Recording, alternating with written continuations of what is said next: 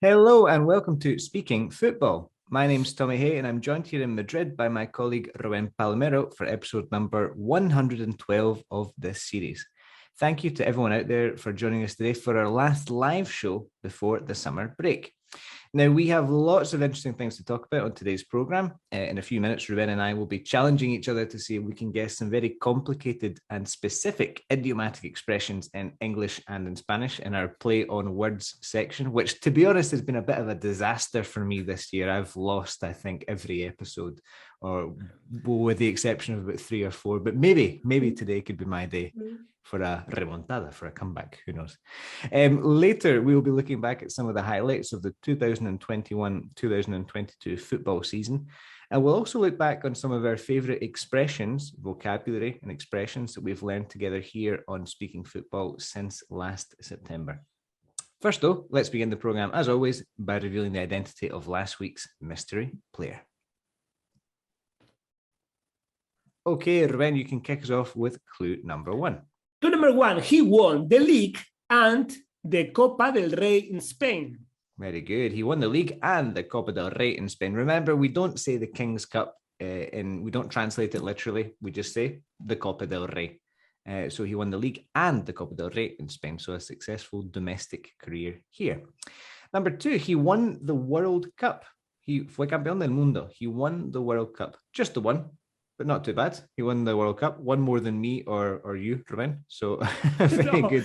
No está nada mal, como el currículum no está mal, eh? No, it's quite good. If you go to your country and you go to the pub or a bar, probably somebody will buy you a drink if you've won the World Cup with the country. So alguien te invitaría una cerveza. Yeah, somebody would buy you a beer if you go to a bar in your country if you win the World Cup. So this guy won the World Cup as well as the Copa del Rey and La Liga here.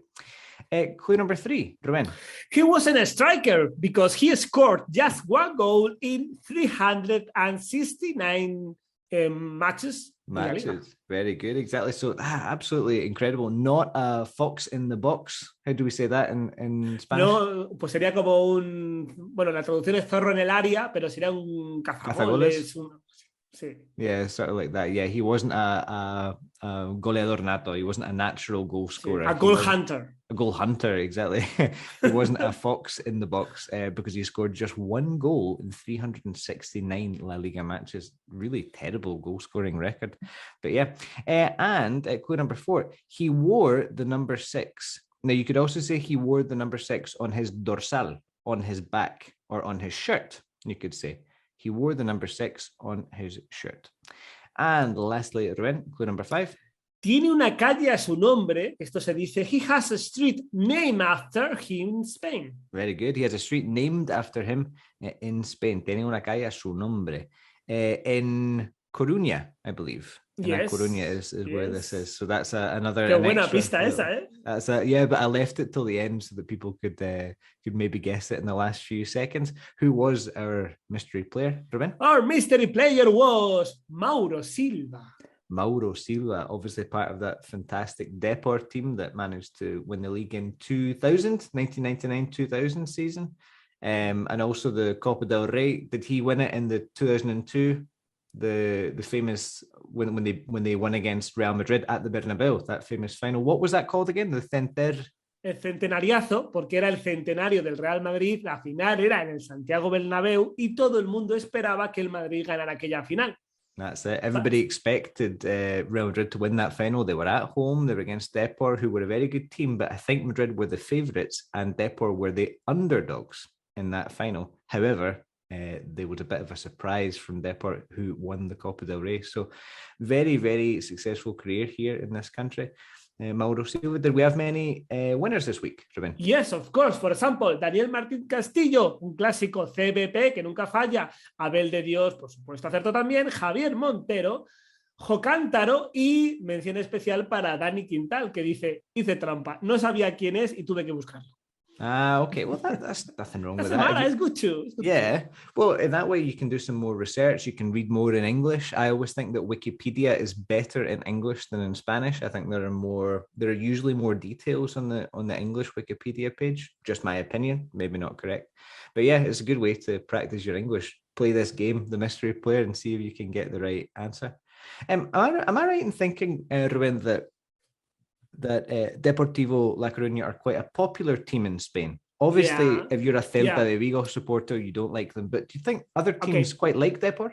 Deportivo de La Coruña, especially in 1994, when he was going to win the league in the last match against Valencia, he was an underdog, and everybody wanted, except you were a Barcelona supporter, that Deportivo La Coruña won that league, and was very cruel because Deportivo La Coruña had the opportunity of winning the league in the last minutes in a penalty. Yeah. And that's an incredible story about how in only 5 minutes since the penalty was taken and what happened that day, because Donato was the specialist throwing the penalty, and he wasn't on the pitch in that moment. And everybody thought that Bebeto has to do it, but he didn't do it. He panicked. Yeah, panicked, well, maybe because it's very difficult. Because it's only, you imagine, you have to throw a penalty. Take a penalty. Take a penalty. You have to take a penalty. And in the last minute, if you scored, you're going to got the league. You're going to win the league. You're going to win the league. And well, Yuki was the guy who decided to do it. If you see the image, you can see how he respira profundamente. He takes a deep breath. You can say. Oh my God, what a good signal! And he threw the penalty. He took the penalty not too well. I don't know what he was thinking about, because I imagine it's difficult. But in that case, if you don't have enough comfortable, it's better to take a powerful penalty. Very good to take a powerful penalty, or to hit the ball hard. Well, that's the reason, but why Deportivo de La Coruña didn't win the league, but later they had the possibility to win one. Yeah, exactly. 6 years later, in 2000, they had the chance to win it again. But obviously, lots of those players who played in the final didn't win it. Didn't play in the final. Lots of the players who played in the final game of the season in 1994 didn't win the league at all in their career. So obviously very, very sad for them. But yeah, so lanzar un penalti would be to take a penalty. Yeah, so like you should take, if you're not sure, I remember hearing there was an old Dutch player called Johnny Rep. He said he played for Saint Etienne and a few other teams and the Dutch national team. He said, if you're not sure when you're going to take a penalty, kick the ball as hard as you can, take the penalty as powerfully as you can, and hope for the best if you're not sure. But I think Djukic went for, we would say he tried to place the ball, colocar.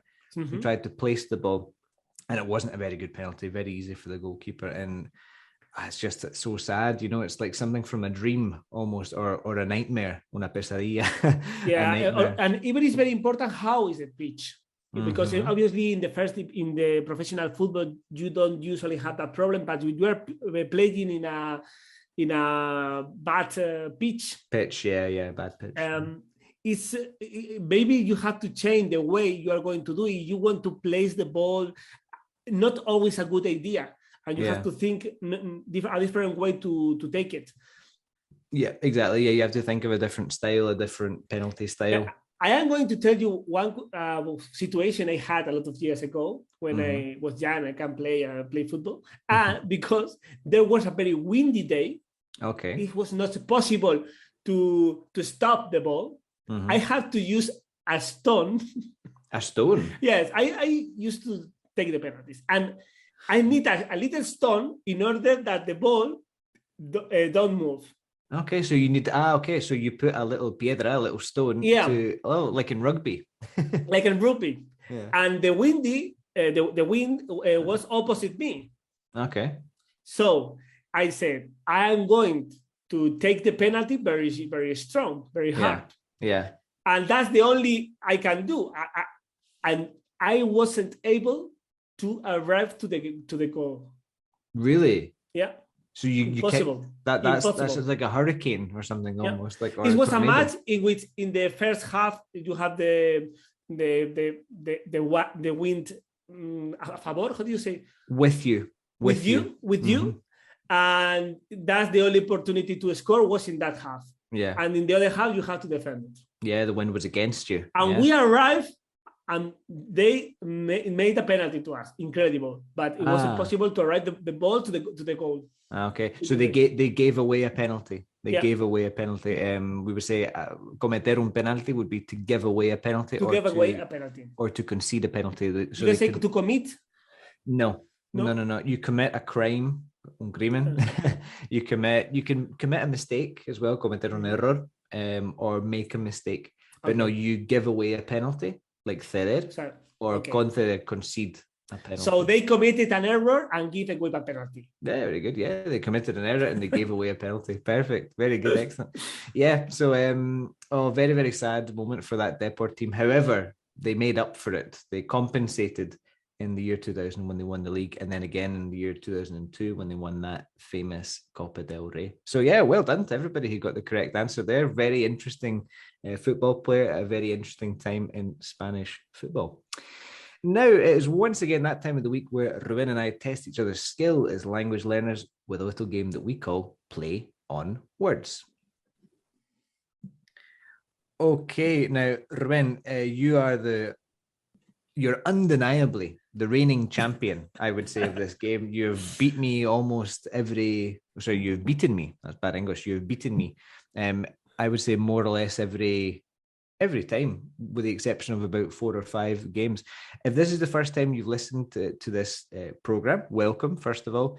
And we'll just quickly remind you what we do here. The objective of this is to test each other's skill at languages with some very specific expressions that we often hear in the world of football in different countries. So, for example, each of us have 2 phrases in our own language, or 2 expressions in our own language, and we're going to see if the other player can adivinar, can guess, or averiguar, can figure out the correct answer. Okay, so that's what we do. So I'll say 2 words in English from different countries, and Ruben will say 2 words in Spanish from different countries. Now, would you like me to start, Ruben, or would you like to start yourself? Whatever you want. Whatever you want. What do you prefer to do? Okay, well, I'll start with a British expression, or an English expression in general. It's used in I would say every country that plays football or soccer, and the word is opener. Opener. Como abridor. Abridor. Open es abrir. Open the door, please. Yeah, thank you very much. Yeah. Open es abrir. Opener. Bueno, opener es un abrelatas. Exactly. So you would say a bottle opener. A bottle opener. A bottle opener. But abrelatas is a can opener. A can opener. A bottle opener. Bueno, opener es un abridor de algo. Abridor de algo. Abridor de algo. A ver, mi primera intuición, my instinct, very good. My instinct says that could be something similar to the guy who is good opening the defense. Is, for example, in Spanish we say abrelatas. Abrelatas, very interesting. Pero un abrelatas es un jugador que cambia el partido de cierta manera y hace que lo que un equipo que se estaba encerrando bien atrás y no eras capaz de hacerle gol, con él es un abrelatas de partido, por forma de jugar, por ejemplo, como era Munitis. Del Racing de Santander, Real Madrid, que de repente salía y revolucionaba el partido. Yeah, exactly. Steven Gerrard could be described as that for Liverpool. He could change the game at any moment by. Sí, pero Steven particularly Gerrard, when he played with Fernando Torres, he was the game changer. He was the abrelatas. For example, Steven Gerrard was in the starting 11 usually. Okay, so it's normally like a substitution. Maybe not always, but you say es un abrelatas, es como. See, obviously, it's the guy who knows how to change the match. A guy who knows how to change the match. That's very interesting. A lot of times, it's a player who play in a different way and change the match. Right. Okay. Interesting. Right. Okay. Is that your final answer? Well, no, I don't know. I am going to ask you a question because maybe, in my experience, not always the Spanish words and the English words are the same. So I am going to ask you if you can give me a sentence or give me any clue. Okay. So you could say an expression would be the first half opener or the second half opener, de la primera parte or de la segunda parte, or the first half opener, or the second it's not a half player. opener. A player is not an opera player.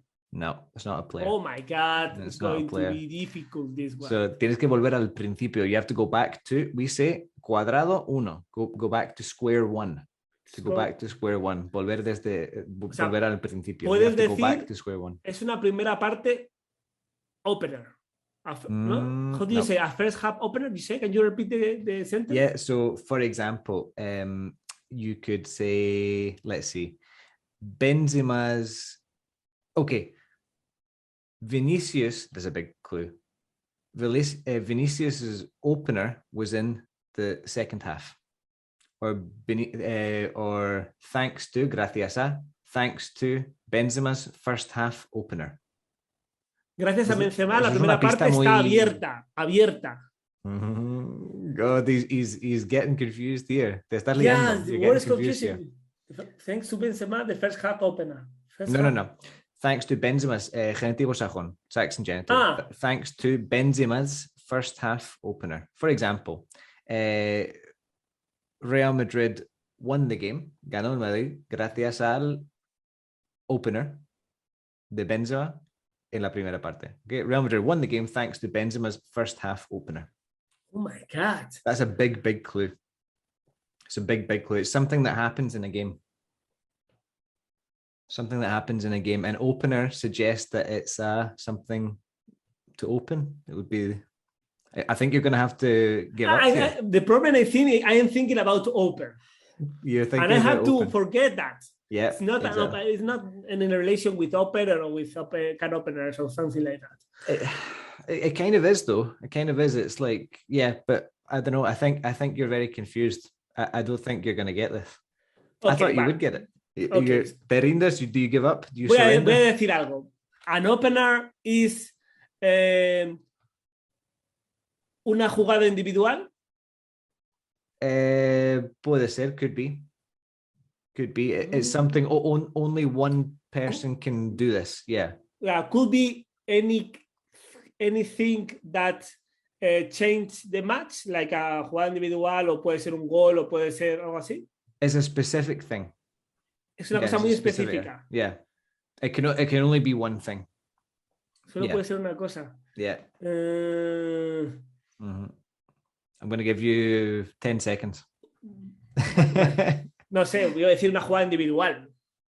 No, it's not. No, it's not. So an opener is el primer gol de un partido. The first goal in a game. So for example, in the Champions League final, Vinicius scored the opener. He scored the opener in the second half, I think. El que abre el partido. El gol que abre el partido. Yeah, el primer gol del partido. Yeah, think of it as it opens the game to more goals, you know? So it's almost like abre la lata y salen goles.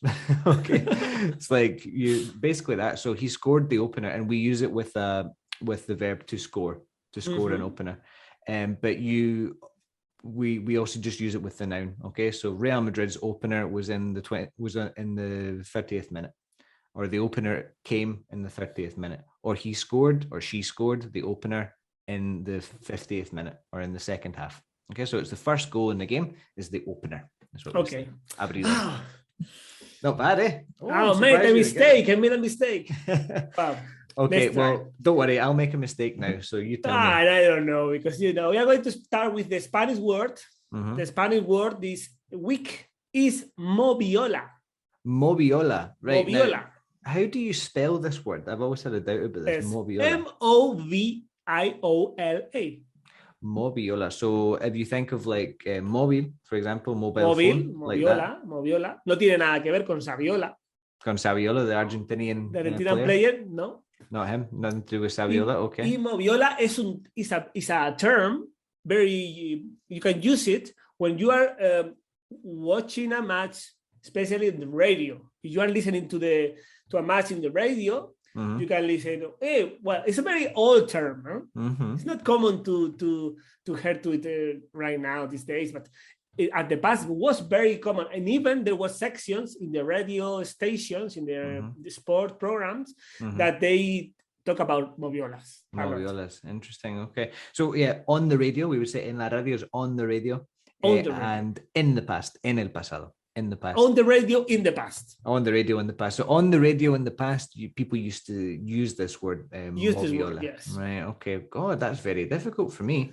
Can you give me? So is it? It's like a section in the program, would you say, or it's something that people? It's not a section, but they used to. They have to go to the moviola. Or they have to use the moviola, something like that. Okay, they have to go to the moviola. We are going to use the moviola. What's the moviola say? Oh. The match is very interesting. It's goal. No, we don't know it. We are going. What's the moviola say? Okay, so is it a person? No, it's not a person. No, it's not a person. Okay, no. What is the moviola say? Oh, that's difficult there. Okay. Now I was thinking it was maybe el comentarista, the commentator que está en el campo. Like the commentator that's there next to el banquillo, next to the bench. No, de hecho, normalmente el término lo utilizarían los que estaban en la centralita. Okay, exactly. So el que dirige el programa. No sé si I don't know you remember when the matches was in the same hour.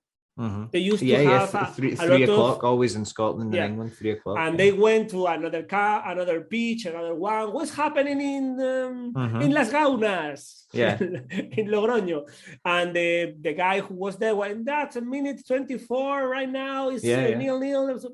Yeah. Y te contaban, iban pasando de campo a campo, ¿no? That's it, iban diciendo lo que pasaba. Y a veces cuando pasaba algo, pues hacían referencia a esta situación. Right, okay. And that is the moviola? Yeah. That's the moviola. Okay. That's not the moviola. No, todavía no la respuesta. Es simplemente que se utilizaba, pues, dado aquí, pues estamos, ¿qué ha pasado? Pues no lo sé. ¿Qué dice la moviola? Right, okay. So it's like the live update. Like we say update, like actualización. So update, we say the live update. Okay, we're going to go to the live update now. Let's go to St. James's Park. Let's go to Old Trafford. And then it's like a commentator who says, okay, this is happening.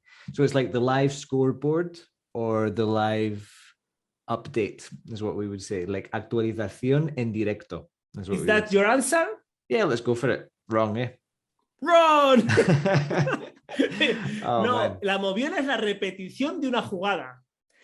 La repetición. De hecho, es que había una máquina que se usaba en televisión, en cine, que reproducía la imagen y el sonido y servía para comprobar y rectificar el sincronismo de las operaciones de montaje y disponía de una pequeña pantalla para visionar la imagen y permitía avanzar hacia adelante y hacia atrás. Entonces, había habido un gol, era fuera de juego. ¿Qué dice la moviola? Y en directo veían si era fuera de juego o no. Ha sido gol fantasma, en directo veían, entonces la moviola en una sección decían, bueno, ¿qué dice la moviola? O veamos qué dice la moviola. Han anulado el gol y no había fuera de juego, porque la moviola veía la repetición. Y había programas que se repetía, la moviola era como podría ser como el apartado cuando pasaba algo e iban a comprobar si habían acertado o no los árbitros. Right, okay, so we say the action replay is what we say. Action replay in English. Action replay, yeah. Sometimes the live action replay, like en directo again, the live action replay or the action replay. So you could say that the VAR is a sort of moviola. Yeah, ¿no? exacto. Es el VAR de ahora, sí. Yeah, pero claro, eso no incidía en el partido porque el VAR cambia una decisión. En esto simplemente la moviola decía si había acertado el árbitro o si no había acertado. Right, okay, yeah, so it was more for the spectators, it was more for the people watching at home. So yeah, live action replay is what we would say, or the action replay. Yeah, there we go, moviola, I like that. Very good, excellent, fantastic. Okay, 0-0. 0-0. I think this could be a 0-0 draw here because the next word is a Scottish word that we use in my country, particularly in Glasgow. It's a word that we use to describe a person, and that word is gallus. Now you were wondering about the gallus. Can you spell it? Yeah. So think of so it's Gallus. Gallus. Okay, so it's not Gaius, it's Gallus. Gallus. No tiene, a ver, ¿tiene algo que ver con Gales? No. No. Well, that's interesting. So it has nothing to do with Wales, I would say. Okay, but a ver, eso es como un gallo. ¿No tiene que ver con la mascota de Francia 98? I think Ruben's a little bit confused. We're going to take a quick break, actually, because we've only got a minute or two before the break. We're going to have a quick break. I want you during the break to think about what this word could possibly mean. I'll give you a quick clue. It's to describe a a person. Okay, it's to describe a person. Okay, so it's not like an action replay. I know where I'm going to ask you. Okay, exactly. So Ruben has a question for me. Think about it over the break. What could this word gallus, Gallus, Scottish word gallus, possibly mean? Stick around and we'll see you again in a few minutes. Okay, Ruben, before the break, I asked you what the word gallus could possibly mean. Gallus. And you asked me if it had anything to do with Gallus, Wales, and I said no. I am going to ask you a question. Tell me a Gallus guy. A Gallus guy. A Gallus guy. For example, do you remember, oh God, what was his name? Played for Cassano, played for Bari and Real Madrid, Sampdoria, Roma, AC Milan. Cassano was Gallus. I'm thinking about adjectives. I can say that in life. Okay. But yeah. Cassano, he was very Gallus. Garincha was very Gallus as well. You could say. Okay. Oof. Because Garincha was a dribble guy. Cassano was a very naughty guy. Yeah, naughty. That's a good word to describe him. Well, but what did both of them have in common? Do you want that? You can ask me a player and give me. Okay, I'm going to give you a player. You have to tell me is Gallish or not. Sergio Ramos. Oh yeah, he's Gallus. Yeah, 100%. Yeah. Francesco Totti. Yes and no. Not so much, but yeah. You could say he was Gallus. Yeah, in fact, yeah, he was Gallus. Yeah. Jalmiña. It doesn't spring to mind as being a particularly. I wouldn't put him in that category. Like same as Totti, to be honest. Okay. Carlos. For example, I have a question. If you are playing football and you have two possibilities to take a penalty, about penalties, and you decide to dink the ball, are you Gallish? Yeah, I would say so. That's a very Gallus thing to do. Yeah, because I was thinking. It's something that our manager, our coach used to say this to the attacking players. This is a big clue. Yeah. He used to say, I want you to be more Gallus in the second half. So it can be a temporary thing or it can be a personality thing. But yeah, it can be just like be a bit more Gallus. Okay, could be a Gallus guy, someone who is very atrevido, very daring. Yes, I'll give you the point for that. I'll give you the point for that, yeah. Well done, I'll give you the point for that, yeah. I think it was more difficult than the other one. But it was difficult because it's quite a difficult thing to translate. So Gallus can be sort of like cocky, like chulo as well. So I didn't want to give you the biggest clue. Would have been so it's something similar to a gallo, no?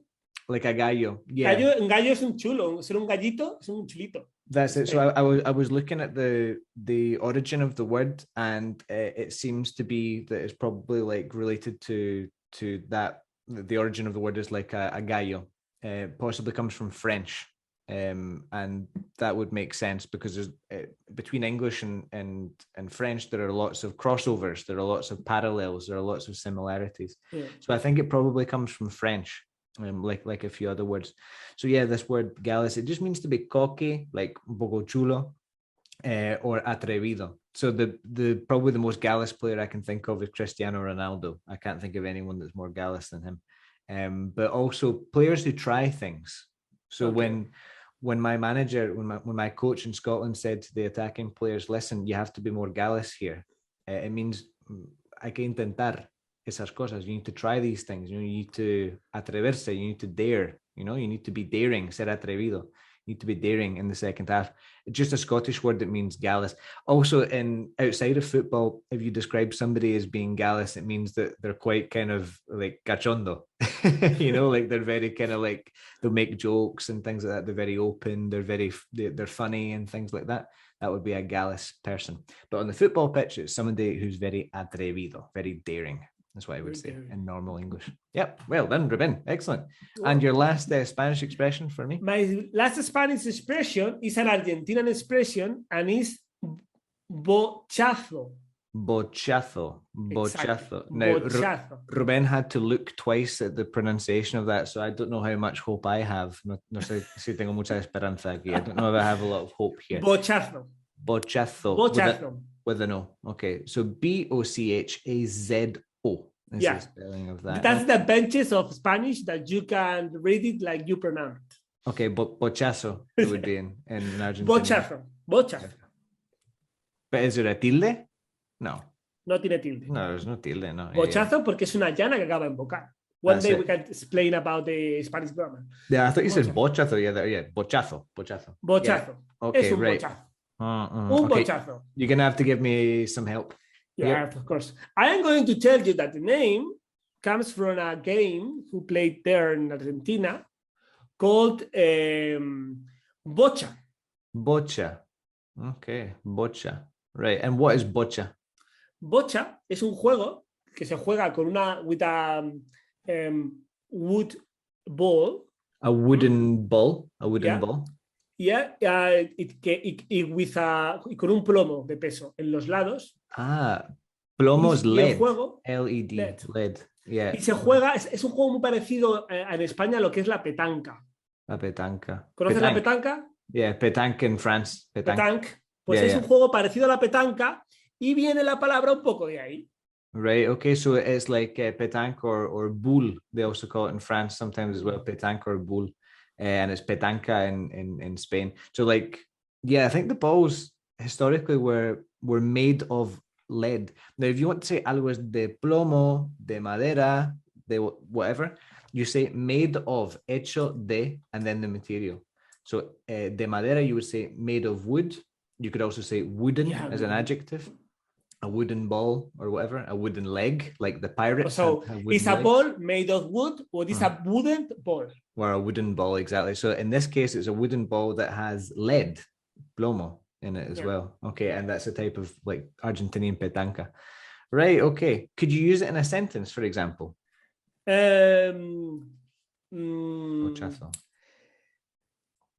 Vamos a decir un jugador al azar. Íñigo Martínez dio un bochazo. Yeah. Íñigo Martínez dio un bochazo, por ejemplo. Okay. Dio un bochazo. Right. Íñigo Martínez. Could you give me another player that could maybe be guilty of doing this? No, pobre Íñigo Martínez. Pues un jugador que... Voy a pensar en el jugador que le he visto hacer muchos bochazos. Es que normalmente en primera división pues no es tan fácil. Podrías pensar en... Thomas Gravesen? Would he be doing bochazos? Sí, Thomas Gravesen podría hacer bochazos. Luego tenía otras características muy positivas, pero sí, podría decir que... So it's a negative thing. It's a negative thing. Yeah, it's a negative thing. Are defenders more guilty of this than attacking players? Especially defenders are more guilty about that.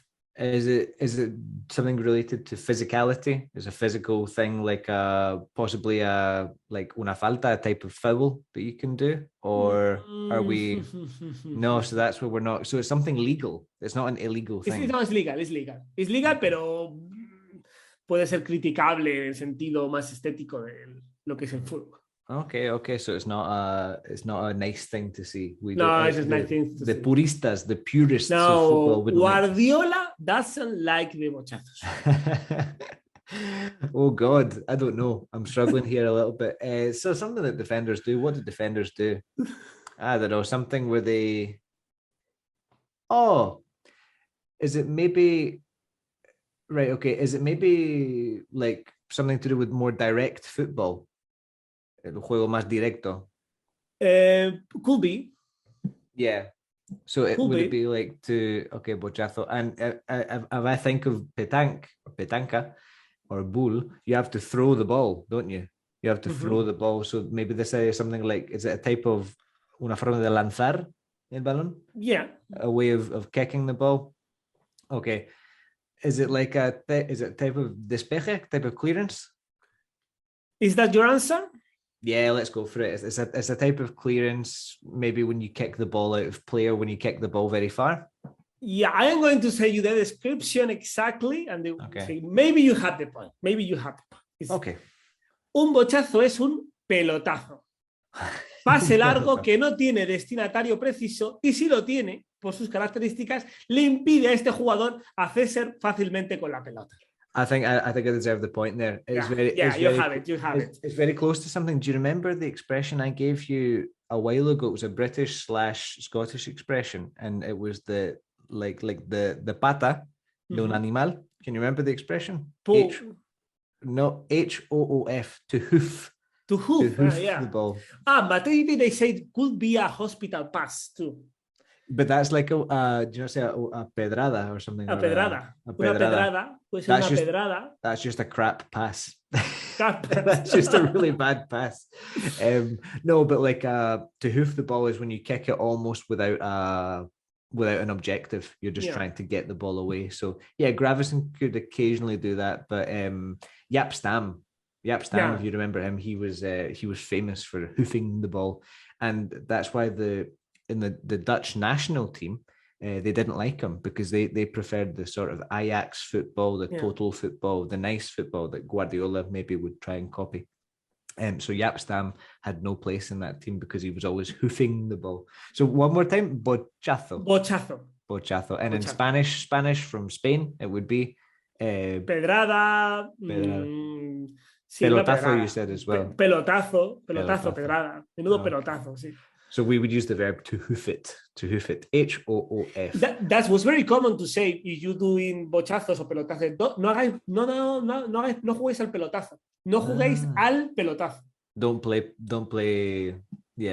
that football. Don't hoof it, we would say. Don't hoof it. Yeah, exactly. Hoof is the word that we give to pata, like in Spanish, for example, the pata negra, the type of ham that you get in the Iberian Peninsula.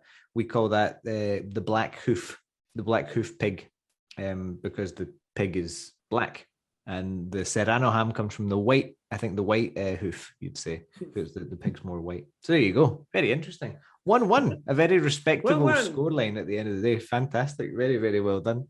Well, this year we've learned a lot of expressions from lots of different countries. We've been to Argentina, Peru, Ecuador. In English, we've been Scotland, the United Kingdom, England specifically, Ireland as well. Of the expressions that we've learned in English, Ruben, do you have any favorites? Are there any expressions that you particularly enjoyed? Yes, I have my two favorite ones. The first one is when we learned the meaning of to be the whipping boy. To be the whipping boy, excellent. I love the story. Very good, exactly. I think it's great. It's awesome how was the word a lot of years ago and how that expression survived. Yeah. In current football, no, in current language. Football, even in football. Yeah, exactly. To be the whipping boys. So whip is látigo. Yeah. And whipping would be like, literally ser el chico del látigo. Now that doesn't make too much sense. How would you translate it into Spanish? Sí, sería, algo así como los... no exactamente eran conejillos de India, eran como los chicos que iban a sufrir las consecuencias. Mm-hmm. ¿No? Exactly, yeah, exactly. In schools and things like that. So if you imagine you went to school with a member of the royal family or the nobility, la nobleza.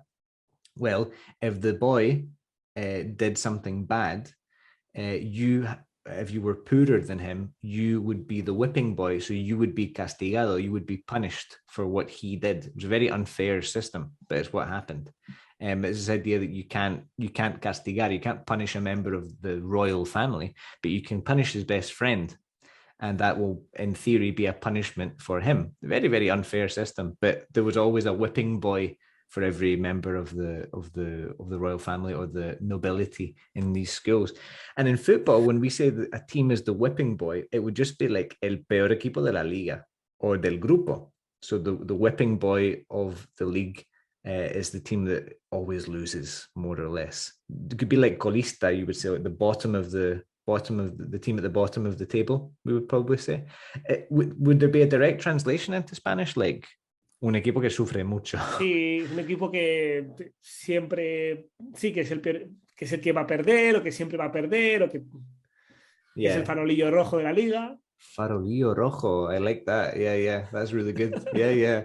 So we would say, for example, I don't know, in England, I don't know who were the whipping boys this year. Norwich City, I would say probably Norwich were the whipping boys this year. They lost lots and lots of games. They had a very bad points record. So they were the whipping boys of the season. Who were the whipping boys this year in La Liga? Was it Levante? Levante was the whipping boy. Yeah, sadly, I don't like to admit that because I obviously like Levante. I'm a Levante supporter, but I would say Levante were the whipping boys of La Liga this year. They won't be next year, though. I think they'll win Segunda next year. I'm very confident.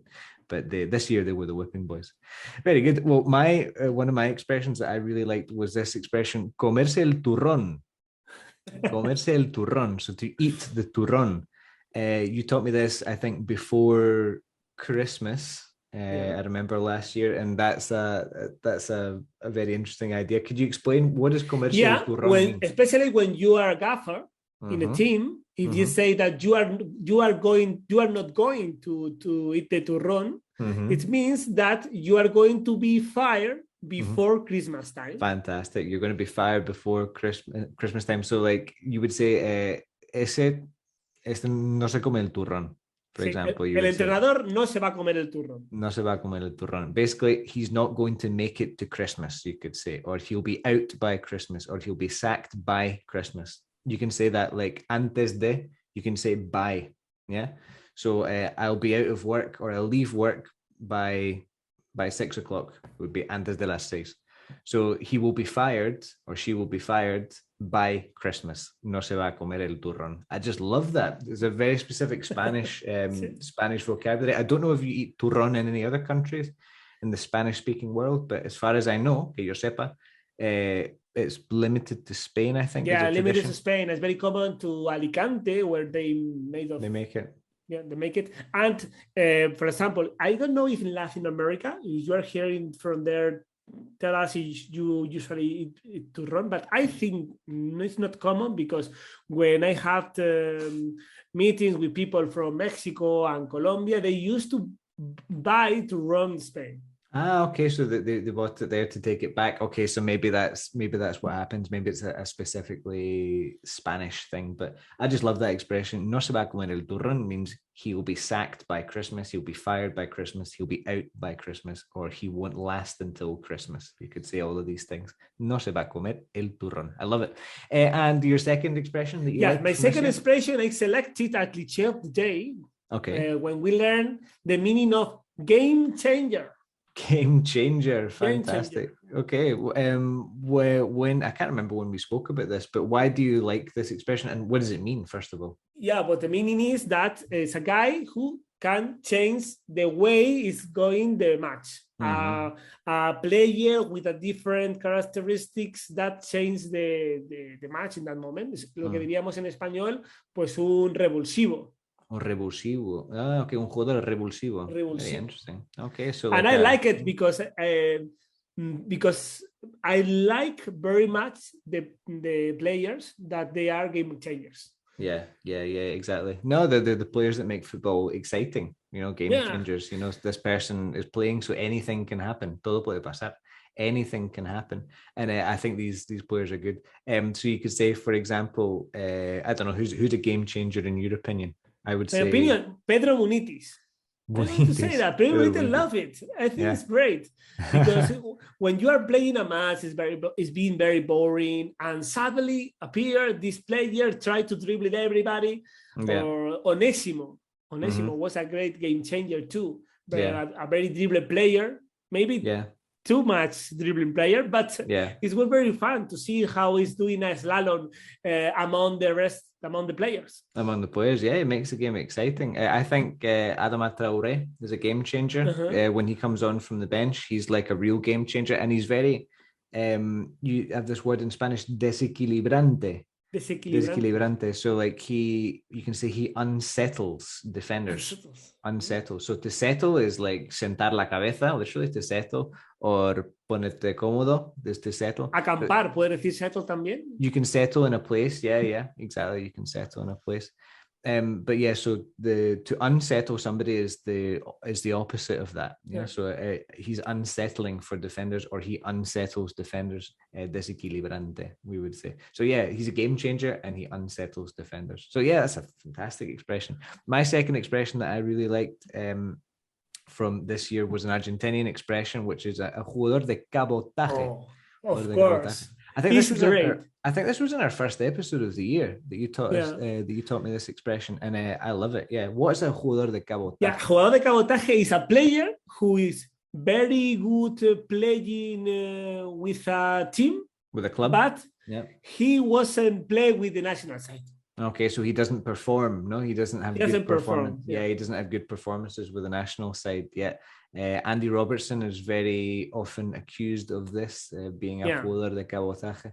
We don't really have a set expression for this. No tenemos una frase hecha. We don't have a set expression. No, I would say something like he doesn't perform for his country. It's a player who doesn't perform for his country. He performs for his club, but he doesn't perform for his country. Jugar bien can be to perform as well. Yeah. You could say he or she hasn't been performing recently. It means no ha tenido muy buen rendimiento. They've had a very low level recently. Yeah. So a player who doesn't perform for his or her country is a jugador de cabotaje. In Spanish, in Castilian Spanish from Spain? I don't remember any jugador de cabotaje. I think because the Spanish national side used to be a very balanced team. Yeah, exactly. So you don't have a superstar. You've never had a superstar. Never had a superstar. Never. No. In our history, we never had a superstar. Mm-hmm. And that is the reason why you can think that a player is a jugador de cabotaje. Because you are watching him playing spectacular matches in the club. Yeah. And you hope that's in the national side. Maybe I think Spain had a very balanced team, and you're not going to fire a star. However, in Scotland with Robertson's, everybody hope that Robertson be the same guy that play in the Liverpool. Premier League. Yeah. But obviously, the rival is going to pay more attention to Robertson in the national side than in Liverpool. Yeah, exactly. Yeah, if you have Robertson on one side and O'Donnell on the other side, you're only going to focus on one player. But I think it's changing now. I think we have more. We have another right back who's just signed for Liverpool as well, a Scottish right back. So I think that could change everything. And we're doing well. Our midfield is good as well, but undoubtedly Andy Robertson is number one still, so he was a good example of a jugador de cabotaje. And Argentina too, like Argentina historically always want to have a superstar, don't they want a Maradona, they want a Messi, they want a Batistuta, so that's the thing that they focus on. It's a very good point.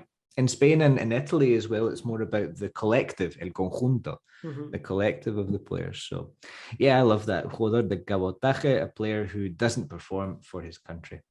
Remember that all of our expressions, everything that we've learned this year, is available on YouTube. So we have a YouTube channel. Just go to YouTube, type in Vaughan Speaking Football, and you can find an extensive library of episodes and football expressions to last you the entire summer. So please go on there, have a look at some of the videos, and that will give you plenty of content for the summer. Now, we were going to talk a little bit about some of the things that have happened this year. Very, very quickly, what has been the highlight? What's been the best moment of this year for you? In your opinion, in terms of football, like what has been the highlight of the footballing year? Many things have happened. Scotland have been a major tournament. For me, that was a big thing. Italy winning the Euros, Argentina won the Copa America, Barcelona women's team, amazing. They broke their own record twice. They had 91,600 people going to see that game against Wolfsburg. They had about 91,500 for the Clásico. It's been an amazing season for football. What has been the highlight for you, Ruben? Well, I think we have to talk about in the league, for example. I think a very great Betis this year. For example, Real Madrid won the league very, very easy, being a very we say solvente. Solvente. Now use it in a sentence. For example, el Real Madrid es un equipo solvente porque ha ganado fácilmente todo. Yeah, like consistent, like strong, solid, we would say. Solvente, yes, solid. Real Madrid was a solid team this year. And obviously in Europe was amazing, the comebacks. Yeah.